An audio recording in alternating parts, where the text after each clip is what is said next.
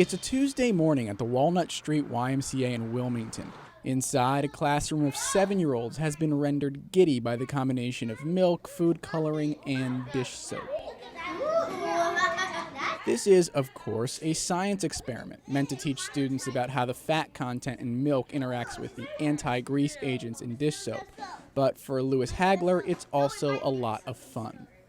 Because I like science. What's cool about science? You get to make stuff that you don't even know what happens. Lewis is one of about 250 neighborhood kids who spend their summer days here at the YMCA. 9 years ago, camp was largely about playing and providing a safe environment while parents worked. The last 5 or 6 years, more notably the last 2 or 3 years, the focus has shifted a little bit to we need to be doing more.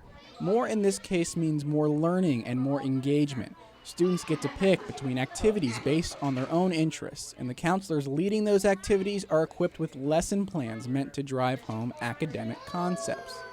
We've also worked really hard to embed learning into more fun traditional camp activities in a way that hopefully maybe some of it's happening and the kids don't even realize that, hey, they actually taught me something today. Less than 2 miles away, a similar transformation is happening at the West End Neighborhood House. We do super fun things with our kids, and we are making sure that they're camp things so that they're not in school, but the kids are actually learning, and they're growing an appreciation for learning and a passion for learning. Raise your hand if you can give me the definition of contamination. Today they're exploring the world of forensic science. The goal is to provide these kids the same sort of structured summer fun that their counterparts in the suburbs might get. And how does West End try to pull that off? By working with other community centers.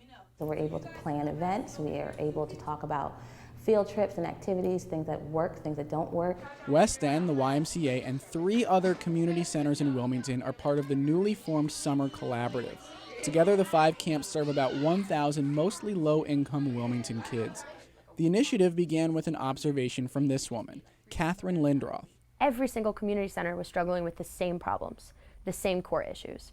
Lindroth had done some work with local community centers through her job at Teach for America. She noticed quickly that these centers provide safe, welcoming spaces in the summer, but when it came to providing real academic enrichment, they often fell short.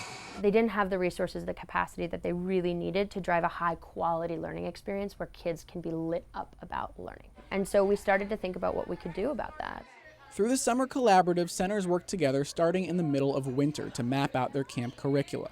They host hiring fairs to land top-notch counselors and get support staff who make sure those counselors have the resources they need.